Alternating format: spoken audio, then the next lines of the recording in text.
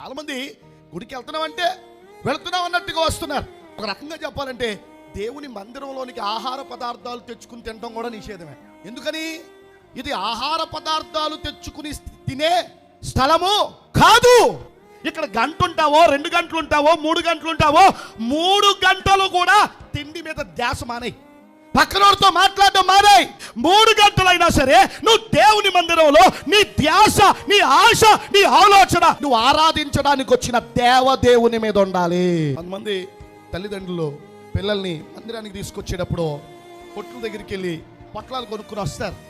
ఆ పిల్లలు వాళ్ళ ధ్యాస, వాళ్ళ దృష్టి ఆ పొట్ల మీద ఉండి ఈ అమ్మని ఈ నాన్నని డిస్టర్బ్ చేయకుండా ఉంటారు అనేటటువంటిది వారి అభిప్రాయం.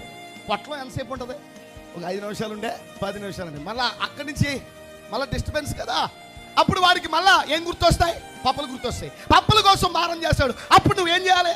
చర్చిలోంచి మళ్ళీ దేవుడా అంట బయటికి వెళ్ళి మళ్ళా పొట్లం కొనుక్కొచ్చి వచ్చే వరకు వాడికి మనస్సు ఎంత ఉండదు కదా. దేవుడిని ఆరాధించేటటువంటి చోటు ఎట్లా ఉండాలి అంటే అల్లరికి కేంద్రంగానో, తినుబండారాలకి కేంద్రంగానో, వ్యాపారానికి కేంద్రంగానో దేవుని ఆరాధించే స్థలం ఉండకూడదు. దైవారాధన మీద మాత్రమే ఉండాలి. కొంతమంది హైందవులు టెంపుల్కి వెళ్తారు. టెంపుల్ లోపలికి ఆహార పదార్థాలు అనుమతిస్తారా?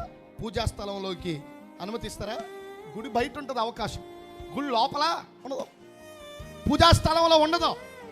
దేవుడి దగ్గర కొబ్బరి పట్టుకెళ్ళి కొబ్బరికాయ కొట్టి కూడా కొట్టిన చోట తినడానికి లేదు, బయటికి తెచ్చుకుని తినాలి. ఆ పూజలో ఉన్నంతసేపు పూజ నియమాన్ని అనుసరించి నడవాలి. అలాగే దేవుణ్ణి ఆరాధించే స్థలం అద్భుతమైన నియమంతో కూడినటువంటి స్థలం. ఇది నియమం లేని స్థలం కాదు, ఇది క్రమం లేని స్థలం కాదు, ఇది నీ ఇల్లు కాదు. నీ ఇష్టం వచ్చినట్టుగా ఇక్కడ బిహేవ్ చేయడానికి, నీ ఇష్టం వచ్చినట్టుగా ఆలోచించడానికి నువ్వు నేర్చుకోవాలి, నీ పిల్లలకి నేర్పించాలి. దేవుని మందిరానికి వచ్చినప్పుడు పిల్లల్ని గాలికి వదిలేయకూడదు. నేర్చుకోండి, గాలికి వదిలేయకూడదు తల్లిదండ్రులు. ఎందుకంటే నా పిల్లల తలల మీద నా దేవుని యొక్క కృపాహస్తం దిగి రావాలని నేను కోరుకుంటున్నాను. వాళ్ళని నాతో పాటు అలాగే కూర్చోబెట్టుకుంటాను, కథలనే.